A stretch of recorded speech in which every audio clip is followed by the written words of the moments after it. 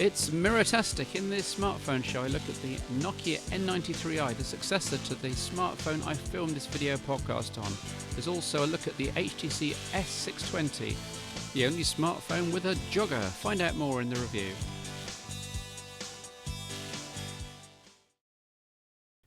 New in the last fortnight, the fabled Nokia N95, you know, the one with built-in GPS, music controls, 5 megapixel camera, has started to arrive in journalists' hands in very select numbers, and this time I'm not one of them.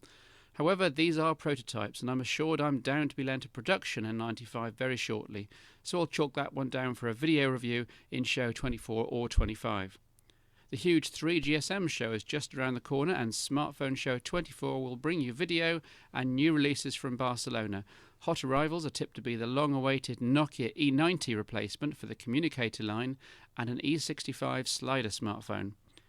The Windows Mobile world has been very quiet recently, but I was pleased to see the first photos of the HTC Athena, a PDA-like device with detachable keyboard, and the HTC Cavalier, allegedly the successor to the S620 reviewed later in this show. This one's got 3G and a 2 megapixel camera. If you use a UIQ3 based smartphone, run over to Cell Phone Soft for their Tweak Peaks utility, which speeds up UIQ3 enormously by getting rid of the user interface animations that look nice but simply get in the way. And talking of user interfaces, a plug for an editorial I wrote on All About Symbian, looking at the trade-off between functionality and ease of use. With the arrival of the N95 and the diametrically opposite Apple iPhone, this issue is going to be much talked about in 2007. Oh yeah, baby. Excuse the extreme techno-last. You'll know that I filmed this video smartphone show on a smartphone, the Nokia N93. Well, this is the Nokia N93i. First impressions are pretty good, with the large mirror-backed screen prominent and attractive. The camera housing has been restyled. It still dominates the top of the N93i, but it's slightly slimmer than on the previous model.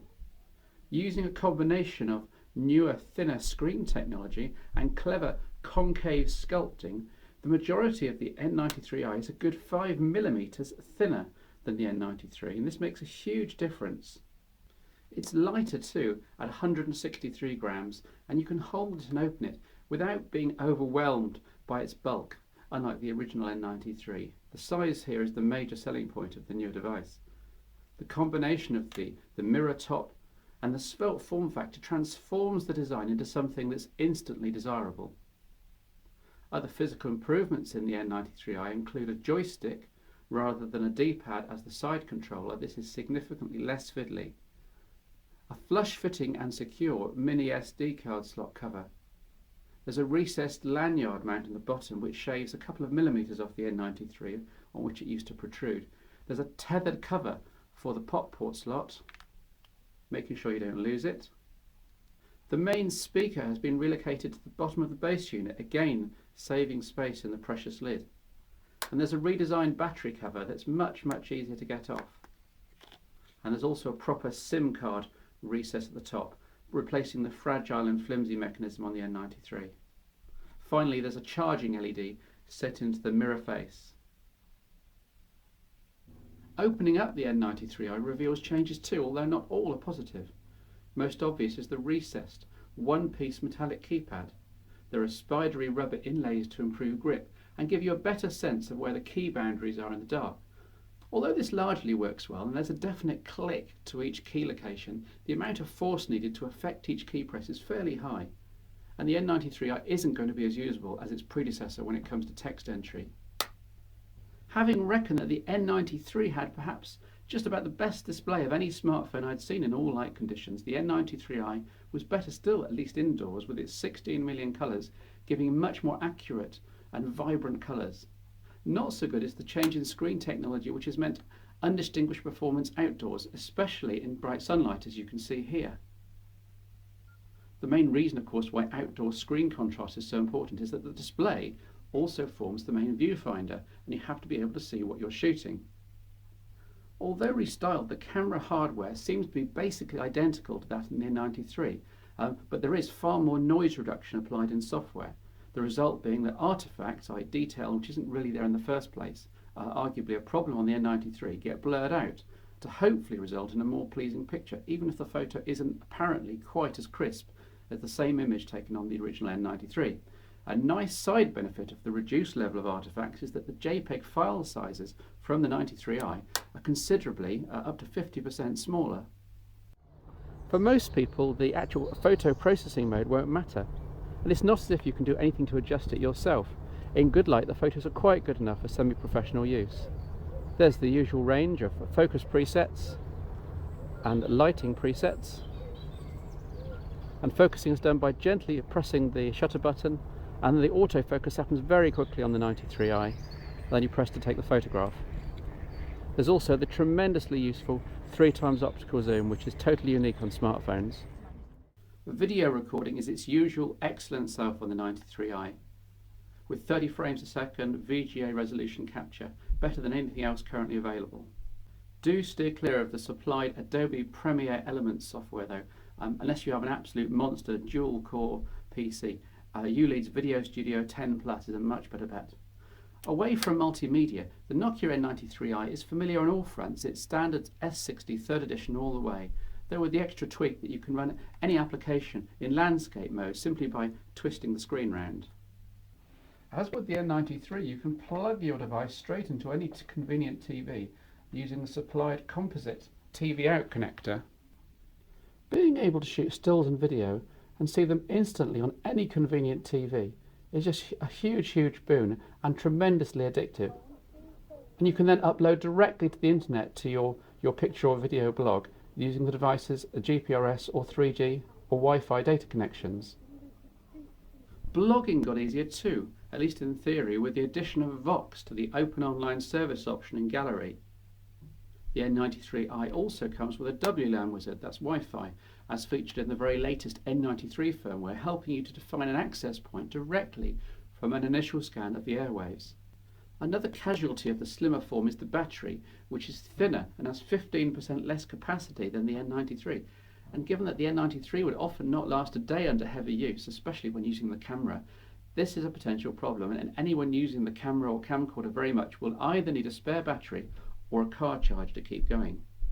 S60 itself shows the same maturity as in the N93, with almost 22 megabytes of RAM free after booting, ensuring that memory problems in use are few and far between, even when zooming into images or booting up a Java application. Most people will be coming to the N93i fresh and will be blown away by its features and capabilities. If you already have an N93 like me, you'll want to hang on to it for the better keypad, the better outdoor screen contrast and longer battery life. But for everybody else, this new slimline member of the N93 family is a very welcome addition. It looks and feels like a second generation design, and it will make jaws drop around the world in homes and offices.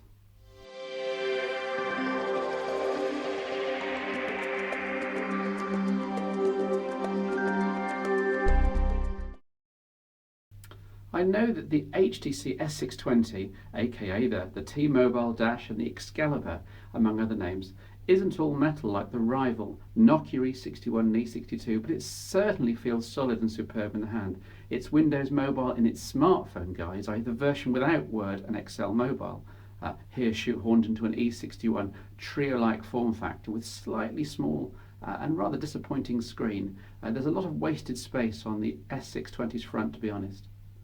But away from the screen size, there are a few unpleasant surprises. This is very much a messaging and internet-based smartphone with a usable, if fiddly, QWERTY keyboard. There's a serviceable 1.3 megapixel camera on the back, for fun snaps mainly, and the usual HTC extended USB port on the bottom, protected by a very fiddly rubber cover for music listening and for syncing. You can also use A2DP, a Bluetooth profile, for listening to music on your stereo Bluetooth headsets, which means you can stay totally wireless.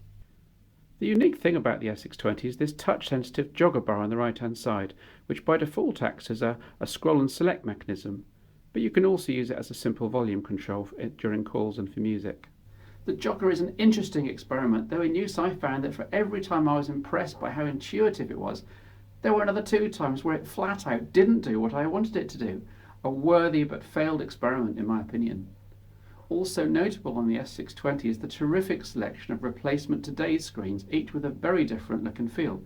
The variety will either drive you to despair or delight you, but choice is always good to have.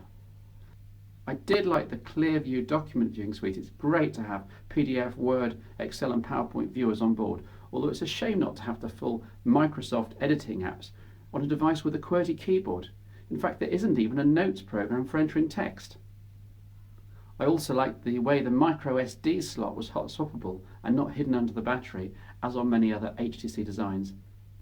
Finally, I love the fact that the S620 has, wait for it, Wi-Fi, making web browsing significantly cheaper as long as you pick and choose your hotspots carefully.